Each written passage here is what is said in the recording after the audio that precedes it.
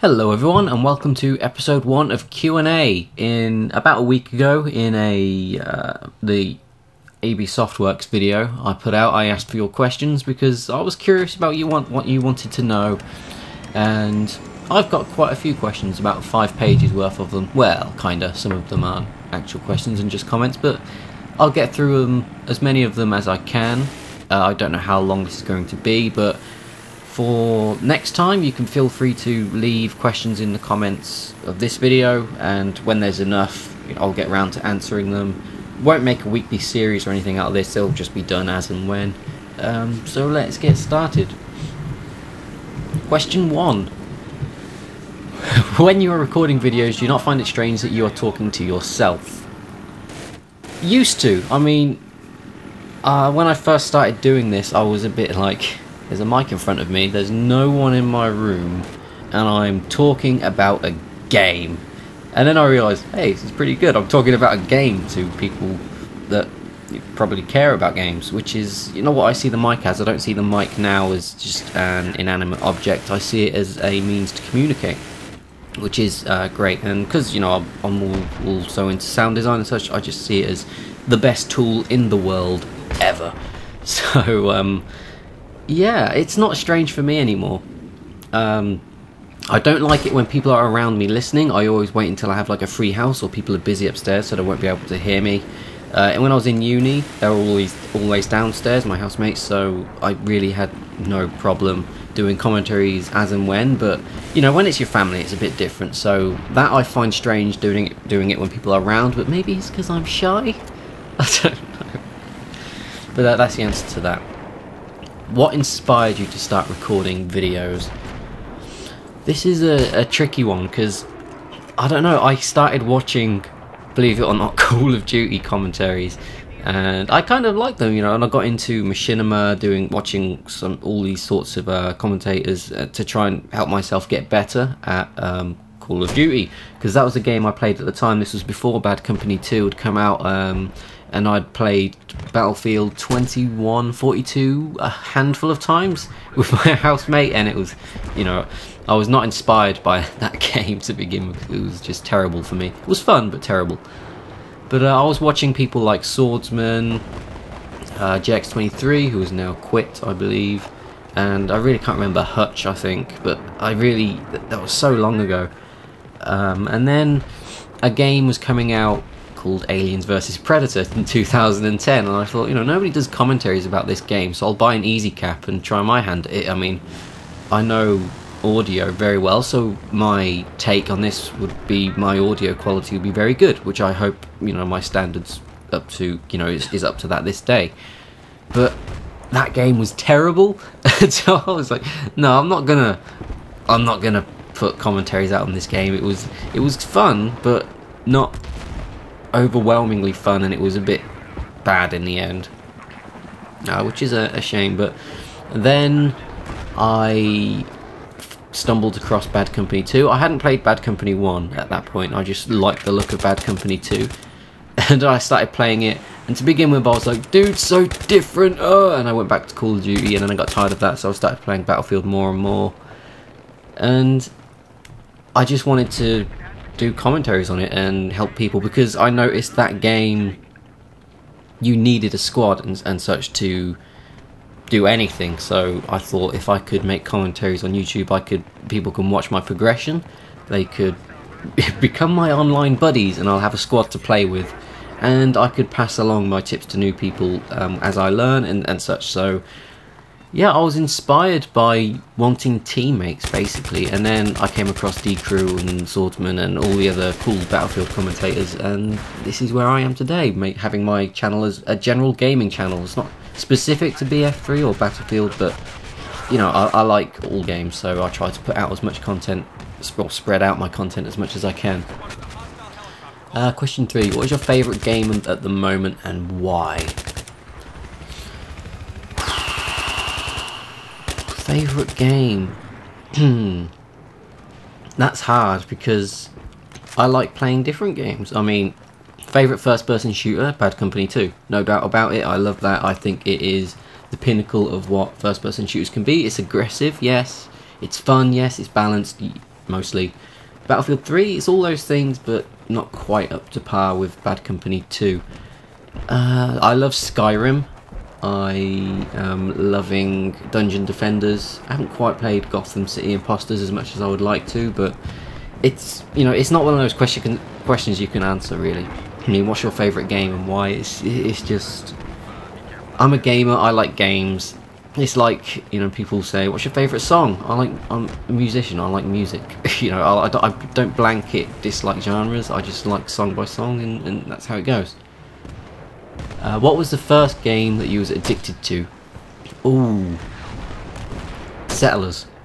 Settlers 2. Oh my god, I spent hours on Settlers 2 when I was a kid. I didn't have a clue what I was doing, obviously, but I loved it. It was such a great game. Oh my, just building those things and not having a clue how it works was great, because seriously, at the time I had no idea what I was doing in that game. But it was fun for me. I managed to pick it up. I played it with my brother quite a lot.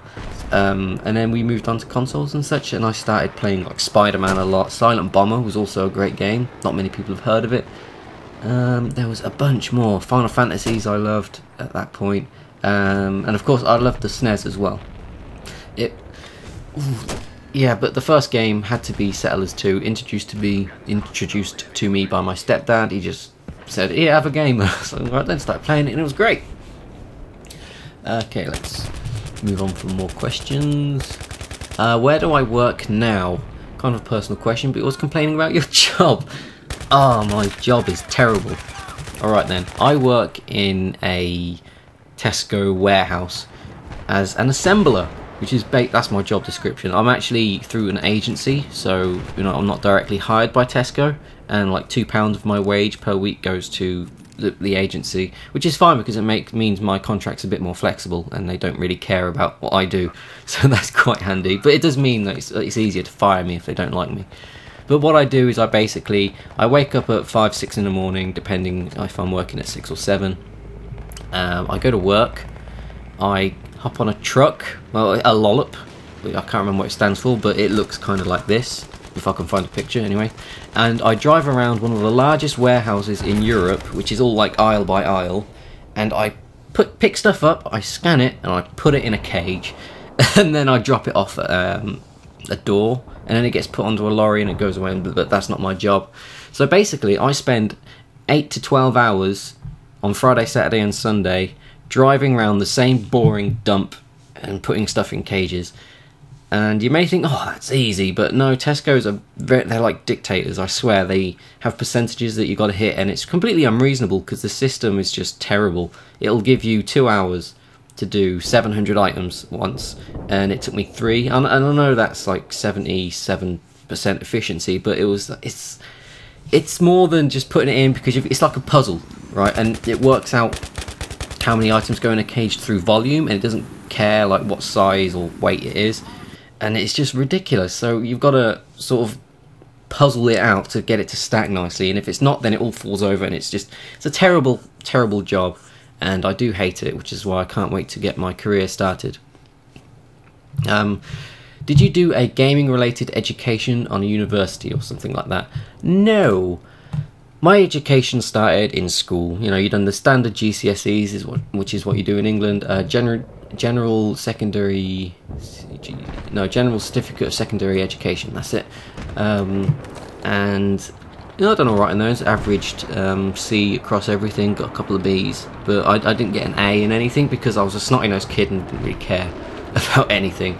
But at that time I wanted to do graphic design, so I was more focused on art. And then in between the holidays of you know, going to, what was it, of going, you know, from school to college, I had a change of heart, and I figured, you know, I play guitar, I love music, I'm going to do music.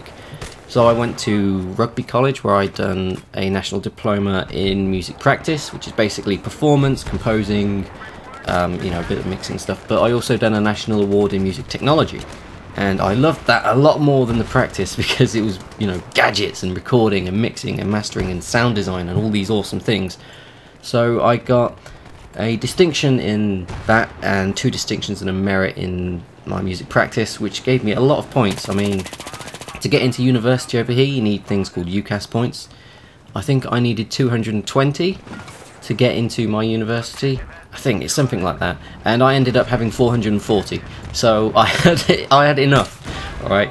But still, some places prefer A levels. But anyways, I done music technology at Coventry University, and that was a hell of a lot of fun. It's not directly related to anything to do with the gaming industry or anything like that. It's a very broad overview of music technology. I mean, a lot of places focus on pure digital mixing, you know, digital production, mixing, mastering. They just focus on that, and other places don't. They focus on the actual electronics and such.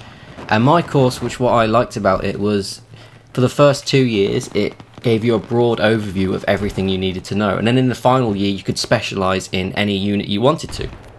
So in the first year, second year, I learned things like electronics, you know, engineering, and a lot of physics, and how sound works within physics, and acoustics, and actually studio design and such like that. I designed a live room and an actual studio. It was a lot of fun doing all these physics, but you also done, you know, of course, the production side of mixing, mastering, and synthesis. It was a lot of work, trust me. A lot of maths, a lot of physics. And then in the final year we done audio to picture, a bit of sound design, and that was a lot of fun. I mean, I'm not going to post, I think I've lost it now actually anyway, but we done some strange audio replacement of an audio clip. I can't remember what the film was, but basically I'd done a strange voice to a woman and synced it up, and it was the wackiest thing you've ever heard, and it was a lot of fun. And of course before that I wanted to do sound design anyway. I realised I wanted to go into the gaming industry, focused on a lot on sound design and composition, sorry.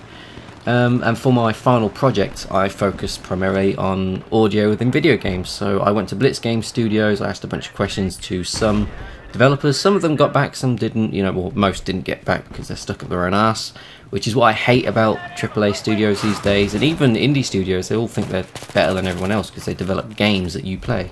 And that's why I want my company, AB Softworks, to be different, because I want it to really engage and answer as much as possible. But won't go into that. I just focused on game design in my last year. Well, audio design for video games and interactive medium, basically. And that's my education. I got a 2-1 in it. I was, what, 1.5% off getting a first class degree, which was really pissed me off. 1.5%, I mean, come on, that's nothing. You could bump me up, but no, they were dicks.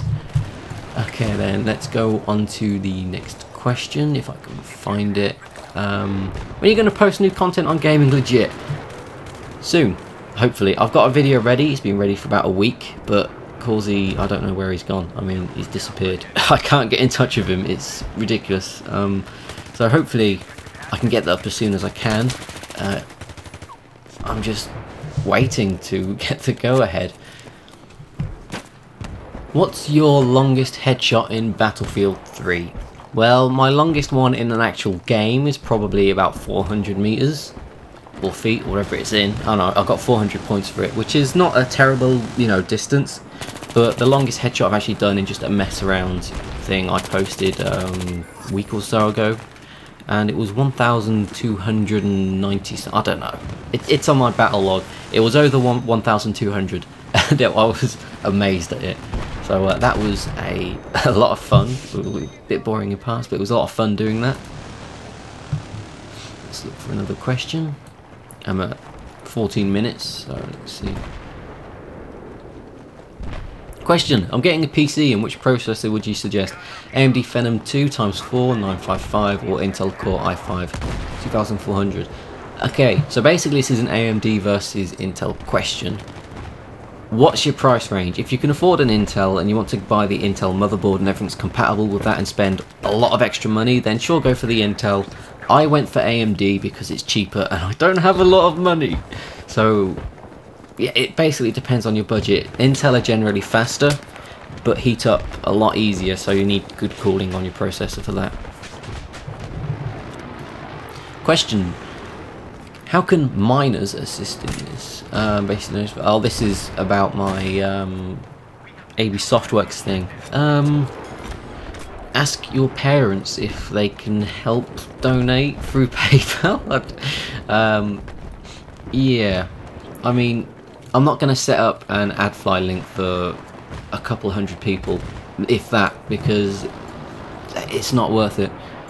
Honestly, it's really not. You need like 1,000 clicks to get a quid or a pound, Great British, whatever you want to call it. It's really not worth it for that little amount of money. Question: what is the best recon setup for close medium range? Go for a personal defense weapon. Honestly, I mean, unless you've got the straight pull bolt for one of the sniper rifles, then yeah, go for a personal defense weapon. Although after the patch, bolt action rifles are one-shot kills to the upper chest and head, obviously, from 10 to 15 meters, I think, something like that. So yeah, get a straight pull bolt and then take your optics off, or put a 4x scope on and do some quick scoping or something like that.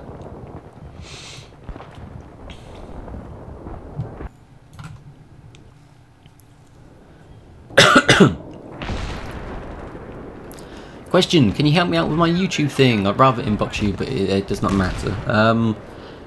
Short answer: I get a lot of these in my inbox every day, and what's worse is they send them to a lot of other people as well. It's quite funny because they put me in the same boat as, like, you know, the Yogscast and Woody, and it's like, oh, I've got not even 3,000. Why are you messaging me? But short answer is, I like to keep my content to me now. I mean, my channel is about my gaming. I mean, I've tried once, I think, doing a video that was not about me or gaming or anything, and it didn't go down too well. And unless I do some sort of... I literally, I don't think I'm big enough or get the views to help anyone get exposure at the moment. I mean, I get a couple of hundred views now and I have nearly 3,000, so most of my subs don't even watch me, and they're not even watching this. So I'd like to help the community more, and I want to try to, but I can't do it at the moment because, one, time, two, I don't have the resources, subscribers, or, you know, to get you the exposure you need. And things like doing Minecraft Let's Plays and such, no, I don't want to do that anymore. Just Minecraft, no. I'll get to that in a bit. And we're nearly at the end now, so I think, yeah, that's the end. That's all the questions, but there was one question that's been on all my videos and inbox and such, and that is, where is Minecraft? And where is Arks? Well, I have the 3rd episode of Minecraft Arks rendered and ready. It's not really edited. I mean, it's just the raw footage. I put it together, I made sure it was in sync, and then I bounced it, well, rendered it out, and that's that. But it is 50 something minutes long, and it's several gigabytes, and I don't have the bandwidth to upload a video that big, and I don't want to split it up into separate parts, because it's not that I'm lazy, Minecraft for me is not fun. I find it more fun to admin my server, but now I don't have time to go on it that much, and I feel pretty bad. But Minecraft is stale. I mean, it was fun for a while, but I've played the hell out of it. People have wanted more from it, and you know, I don't have the passion to play it anymore like I used to. It used to be new and it used to be fresh, and you could tell it in my Surviving Minecraft series. I was having fun, and then when it got to the beta stages, I was a bit more false. It was a bit more false fun. I mean, I was inspired by Archmage Malik to do a new series, but then it just kind of died down, and I didn't want to do it because I'd lost inspiration. And then I thought multiplayer would help inspire me, so I got my friend to help me out with that, and he decided, you know, he'll do it with me. Although he was a bit like, why are you doing this? And I'm like, it doesn't matter. He doesn't understand the YouTube world. But it just wasn't as fun. I mean, yeah, it was fun playing with him, but doing an extended series with him, I don't think he would have been interested in that. And I wanted to do a story, you know, like the Yogscast have Shadow of Israfel, but not enough people watched it, and nobody submitted any content or pictures or images or music. Then nobody submitted anything, and I didn't have the time to set it up all on my own and act false, you know, like, ooh, look at this tower, I spent hours building this, I know it inside out, it's not new to me. So it would be cool, I admit, but I'll need writers, I'll need builders, and I'll need somebody to do it with who I trust and know. And at the moment, all these things I don't have, including the time. So until I find the inspiration and resources to do a proper series, then Minecraft is going to be on hold, I guess, indefinitely. And actually, if I manage to raise the 30,000 I need for my company, then I said I'll do a 24-hour Minecraft video. Literally 24 hours of Minecraft in 3 sessions or 2 sessions, but it'll be one video. But I'll do another video about that later. But if you have any more questions, feel free to leave them in the comments. It's been a very long 20 minutes, so I hope you've not been bored. So, yes. Take care, guys, and I'll see you in the next video.